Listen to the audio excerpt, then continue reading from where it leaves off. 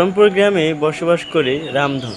সে অনেক গরিব ছিল। সে তাদের গ্রামের একটি ব্যাংক থেকে কিছু টাকা লোন নিয়ে তারপর সে ক্ষেত খামারি শুরু করে। আবহাওয়াটাও খুব ভালো ছিল, তাই প্রথমবার ফসলটা অনেক সুন্দর এসেছে। তার পুরো পরিবারটি একটি আশার ফল দেখতে পায়। দেখেছো লামিয়া, এবার আমাদের ফসল কত সুন্দর হয়েছে। মহান আল্লাহ আমাদের কথা শুনেছি। এবার আর আমাদের বাচ্চা না খেয়ে থাকবে না। হ্যাঁ রামধন, এবার আমাদের এই পরিশ্রমটি একদম বিফলে যায়নি। আমাদের এই পরিশ্রমটা কাজে লেগেছে। এবার আপনি একটু নিশ্চিন্তে ঘুমাতে পারবেন। বাবা, এবার কি আমি তাহলে নিশ্চিন্তে স্কুলে যেতে পারবো? হ্যাঁ বাবা, এবার আমি তোমাকে নিশ্চিন্তে বই এবং জামা কাপড় কিনে দিতে পারবো। বাবা বাবা, আমার জন্য কি আনবে? বলো না। হ্যাঁ মা, কোনো চিন্তা করো না, আমি তোমার জন্য নতুন চুড়ি আনবো। কিন্তু তাদের এই খুশির মুহূর্তটি আর বেশিক্ষণ রইল না। সঙ্গে সঙ্গে আকাশে এক কালো ধোঁয়া এসে যেন আটকে ধরলো। তখনই আকাশে বিদ্যুৎ চমকে অনেক পরিমাণে বৃষ্টি নামতে শুরু করে দিল।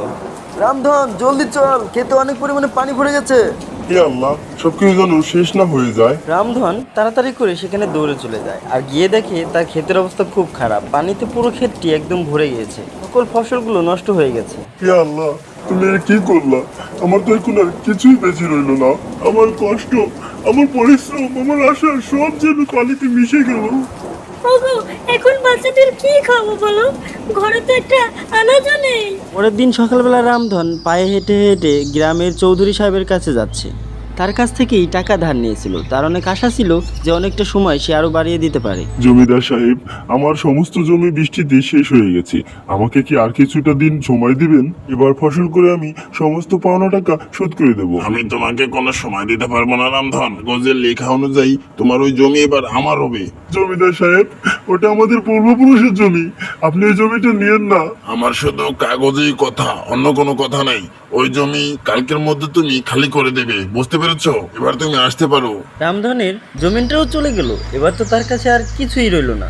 এখন তার কাছে আর জমিটাও রইল না, এমনকি কোনো টাকা পয়সাও নেই। তার আশাটাও যেন হারিয়ে গেল। লামিয়া, এবার আর এই গ্রামে আমাদের কিছুই রইলো না। চলো আমরা ওই জমিদারের হাত থেকে বাঁচতে জঙ্গলে কোথাও যাই। এখানে গেলে আমাদের আর খুঁজে পাবে না। আচ্ছা রামধন, তুমি যেরকমটা মনে করো। আর তারা তখন ভেঙে যাওয়া সেই স্বপ্ন নিয়ে সেখান থেকে গ্রাম ছেড়ে চলে যেতে লাগে। তাদের সমস্ত স্বপ্ন যেন ধ্বংস হয়ে গেছে।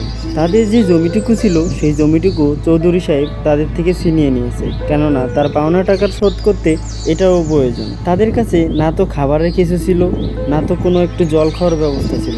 সময়টা থেমে যাচ্ছে, কিন্তু তাদের জীবনের এই কষ্টগুলো যেন থামছেই না, তাদের পিছু যেন ছাড়ছেই না।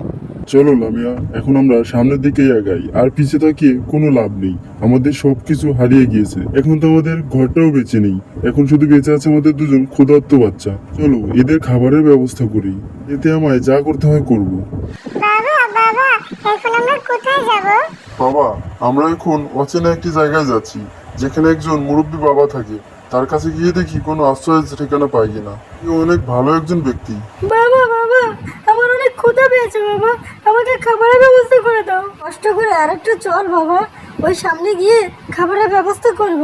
রামধন তার পরিবারকে নিয়ে পুরো গ্রাম ছেড়ে অনেকটা জঙ্গলের ভিতরে চলে যায়। তারা দূর থেকে একটি ছোট্ট ঝোপড়ি দেখতে পায়, আর সেখানে কাছে যখনই যায় গিয়ে দেখে ওইখানে একটি সাধু বসে আছে আর সে ধ্যানে বসে আছে। বাবা, কেমন আছেন আপনি? আমরা আপনার কাছে এসেছি একটি বিপদে পড়ে।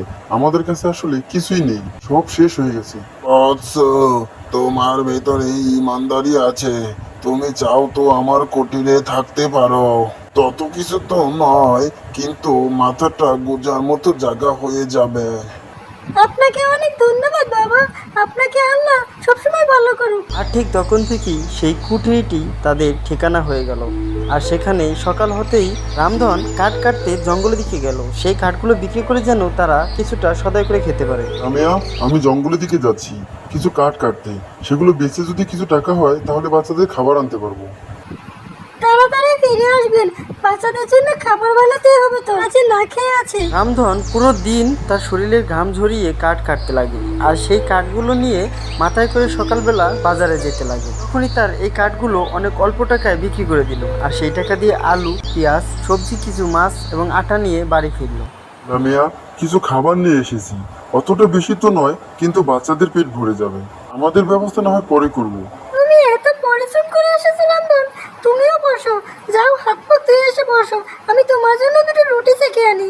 মা, আজকে আমাদের কাছে গুড় নেই। আজকের মতো খাও মা, আমরা কালকে তোমার জন্য গুড় আনবো। আর তখন তারা অনেক সময় পাড়ি দেওয়ার পর শুকনো রুটি আর আলুর সবজি খেয়ে তারা শোয়। আজকে তাদের আর কাউকে কৈফিয়ত দিতে হয় না। সাধু বাবা তাদের একটি জায়গা দিয়েছে মাথা গোঁজার, আর সেটাই তাদের স্বপ্ন। আজ থেকে এরকম ভাবেই চলবো। আমি প্রতিদিন অনেক কষ্ট করব, আর এভাবে আমরা সুন্দরভাবে জীবনযাপন করব। আমাদের কাছে কিছু নেই তো কি হয়েছে, আমরা সকলে একসাথে আছি, এটাই তো বড় বড়।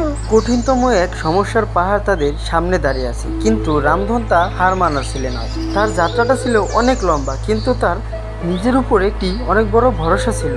তারপর থেকে সকালবেলা প্রতিদিন রোজ করে রামধন কাঠ কাটতে যায়, আর সেগুলো বাজারে বিক্রি করে, আর সেই বিক্রি করার টাকা দিয়ে কিছু খাবার কিনে বাসায় চলে আসে বাচ্চাদের সাথে খায়। হয়তো তারা কখনো সঞ্চয় করতে পারে না, তবুও তার কাছে কোনো আফসোস নেই। পরিশ্রম করতে হলেও তবুও তার যেন এটা অভ্যাস হয়ে গেছে। শুনেন, আপনি অনেক তাড়াতাড়ি আসার চেষ্টা করবেন, কারণ বাচ্চারা আপনাকে না দেখলে ঘুমোতে চায় না। হ্যাঁ লামিয়া, তুমি কোনো চিন্তা করো না। আজকে অনেকগুলো কাঠ বেশি কাটবো, যাতে টাকাটা বেশি পাই। তাই একটু দেরিও হতে পারে। বাবা, তুমি কি আজকে আমাদের জন্য গুড় আনবে? নিশ্চয়ই বাবা, আমি তো তোমার জন্য গুড় নিয়ে আসবো, আর তোমার মায়ের জন্য একটি শাড়িও কিনে নিয়ে আসবো। আর আমার জন্য কিন্তু চুড়ি আনবে। তোমার জন্য তো সবচেয়ে সুন্দর চুড়ি আনবো বাবা, শুধু আল্লাহ যদি সাথে থাকে আমার। এগুলো বলেই রামধন সেখান থেকে জঙ্গলের দিকে যেতে লাগে, আর জঙ্গলে হাঁটতে হাঁটতে যেন আরও দূরে চলে যাচ্ছিল। জঙ্গলের গভীরে যাচ্ছিল যেন সে আরও অনেক বেশি লাকড়ি, বেশি কাঠ কাটতে পারে। এজন্য সে ভিতরে যেতে যেতে আজকে আমি অনেক গভীরে যাব, যাতে অনেকগুলো কাঠ পাই। আর অনেক কাঠ মানি অনেক টাকা, আর অনেক টাকা মানি পরিবারের খুশি। বড় আশা করতে গিয়ে সে যেন জানেই না সে কোথায় চলে গিয়েছে। সে হাঁটতে হাঁটতে এতটাই দূরে চলে গেছে যেখানে শুধু জঙ্গল আর জঙ্গল। এমন জায়গায় চলে গিয়েছে যেখানে না তো কোনো রাস্তা আছে, না কোনো কিছু দেখাই বা যায়। আরে, এটা আবার কোন জায়গায় চলে আসলাম? এটা তো প্রতিদিনের রাস্তার মতো নয়, মনে হচ্ছে কোনো ভুল রাস্তায় চলে এসেছি। রামধন ঘাবড়ে গিয়ে এদিক ওদিক দেখতে লাগে। আসলে সে আশপাশে কিছুই দেখতে পাচ্ছে না। এদিকে হঠাৎ করেই আসমানে যেন কালো মেঘ ছায়া ধরে আসে, আর অনেক পরিমাণে বৃষ্টি শুরু হয়ে যায়। এ আল্লাহ, এখন আমি কি করব? যে রাস্তা দিয়ে এসেছিলাম সেটাও আমি ভুলে গিয়েছি, মনেও করতে পারছি না। অন্যদিকে লামিয়া সেই কুঠুরিতে বসে জঙ্গলের দিকে ঢেল ঢেল করে তাকিয়ে আছে। এদিকে সূর্যও গায়েব হয়ে গিয়েছে, কিন্তু রামধন ফিরেও আসছে না। আজকে তো অনেক দেরি হয়ে যাচ্ছে, এমন সময় তো বাড়ি ফিরে আসে, আজকে এত দেরি কেন হচ্ছে? মা, বাবা কি কোনো মুসিবতে পড়েছে? তো বন্ধুরা, এটা ছিল আমাদের প্রথম পার্ট। আজকের এই ভিডিওটি এই পর্যন্তই। অবশ্যই তোমরা চ্যানেলটিকে সাবস্ক্রাইব করে রাখবে নেক্সট পার্ট দেখার জন্য। ধন্যবাদ সকলকে।